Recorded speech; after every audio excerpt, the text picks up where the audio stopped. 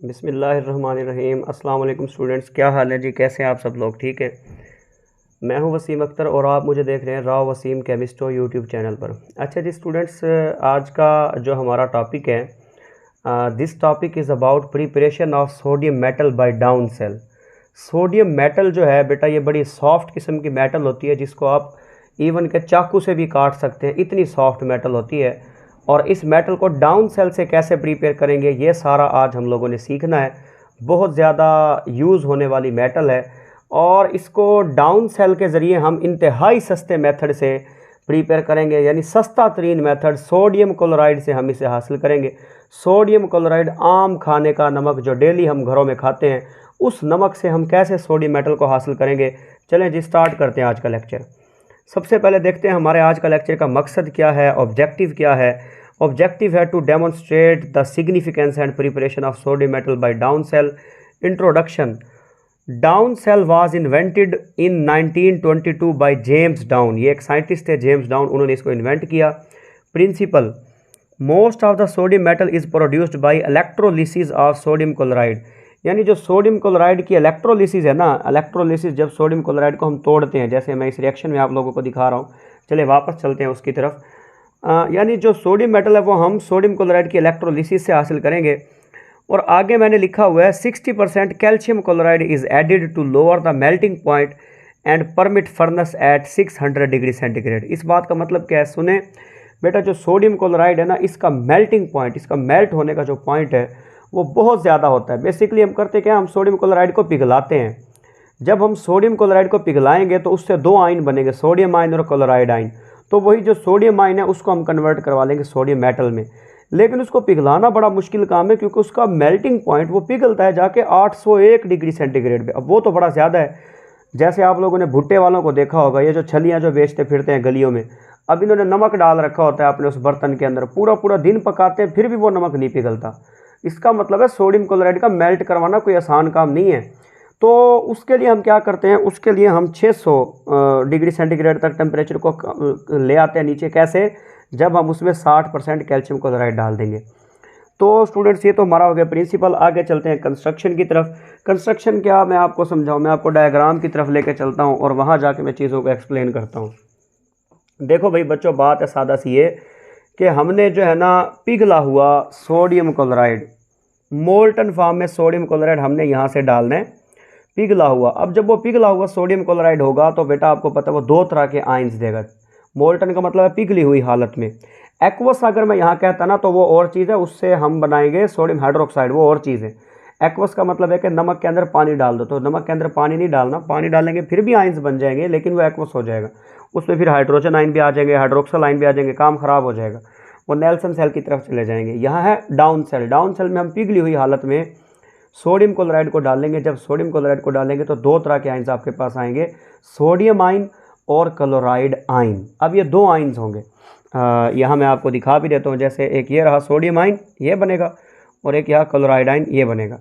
अब होता ये है कि भाई जब हम इस सेल में हम सोडियम क्लोराइड को डालेंगे तो वो सोडियम क्लोराइड यहाँ से नीचे आना शुरू हो जाएगा, नीचे आता जाएगा आता जाएगा, और ये जालियाँ सी आपको बनी हुई नज़र आ रही है, यहाँ पर आके वो आयंस आ जाएंगे। अब बेटा इस डाउन सेल के अंदर ना दो तरह के इलेक्ट्रोड लगे होते हैं। एक होता है एनोड और एक होता है कैथोड। कैथोड सर्कुलर होता है, वो इस तरफ भी होगा इस तरफ भी होगा। आपको नज़र आ रहा होगा दो कैथोड है, भाई दो नहीं है, एक ही कैथोड है। असल में ये गोल दायरे की फॉर्म में होते हैं, और ये इसके बाहर पूरे सेल के बाहर एक गोल सर्कुलर फॉर्म में कैथोड लगा होता है। अब सोडियम आयन पर होता है पॉजिटिव चार्ज, तो पॉजिटिव किसकी तरफ भागेगा, नेगेटिव कैथोड की तरफ। अब सोडियम आयन जो है वो कैथोड की तरफ जाना शुरू हो जाएंगे। यहाँ पर हम देख रहे हैं कि सोडियम के जो आयन्स हैं वो कैथोड पर जाएंगे, क्योंकि वहाँ पर नेगेटिव चार्ज है, वहाँ से जाके इलेक्ट्रॉन को गेन करेंगे और सोडियम मेटल में कन्वर्ट हो जाएंगे। जो सोडियम मेटल है वो हमें लिक्विड फॉर्म में अलग से मिल जाएगी। यानी यहाँ से मैंने दिखाया कि सोडियम मेटल यहाँ से निकलना शुरू हो जाएगी। अगर आपको अब ये हो रहा हो कि वो ऊपर कैसे जाएगी, तो यार यूँ समझ लो कि यहाँ से निकाल लेंगे। भाई उसे निकालना है, जहाँ से मर्जी निकाल लो, कोई टेंशन नहीं है। यहाँ से पाइप लगा के निकाल लो, वहाँ से निकाल लो, तो ये खैर निकल जाती है, तो इसका कोई इतना इशू नहीं है। दूसरी बात रहेगी बेटा क्लोराइड आयन की। अब क्लोराइड आयन पर होता है नेगेटिव चार्ज। अब जो नेगेटिव चार्ज है आपको पता है कि उसने ऑक्सीडाइज होना है, उसने इलेक्ट्रॉन देने हैं। तो क्लोराइड आयन भागा भागा आता है किसकी तरफ, एनोड की तरफ। वो आएगा और आके ऑक्सीडाइज हो जाएगा, एनोड को अपने इलेक्ट्रॉन देगा। अब जैसे ही क्लोरीन एक इलेक्ट्रॉन देगी तो वो क्लोरीन गैस में कन्वर्ट होना शुरू हो जाएगी, यानी एक क्लोराइड आयन एक इलेक्ट्रॉन देता है। यहाँ अगर 2 क्लोराइड आयन ले लेते तो ये मुकम्मल एक क्लोरीन गैस हम बनती हुई दिखा देते। अब जैसे ही क्लोरीन गैस बनेगी, जो मैंने दायरे दायरे से बनाया असल में उड़ती हुई क्लोरीन दिखाई गई है।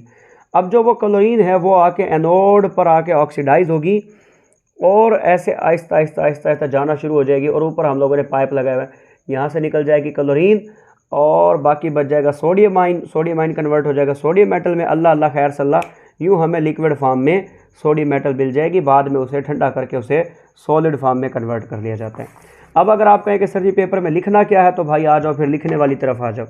आपने लिखना है बेटा इंट्रोडक्शन, उसके बाद प्रिंसिपल, उसके बाद कंस्ट्रक्शन। कंस्ट्रक्शन में आपने बताना है कि जो एनोड है लार्ज ब्लॉक ऑफ ग्रेफाइट, यानी कार्बन का बना हुआ कोई एनोड होता है। उसके बाद कैथोड है, कैथोड सर्कुलर होता है, ये जो है ना आयरन का बना होता है या कॉपर का बना होता है।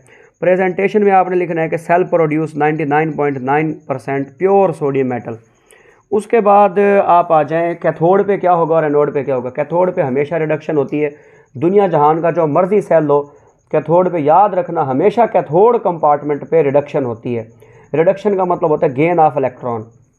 और एनोड पे दुनिया जहान का जैसा मर्जी सेल लो, एनोड पर हमेशा ऑक्सीडेशन होगी, याद रखना, यानी लूज ऑफ इलेक्ट्रॉन।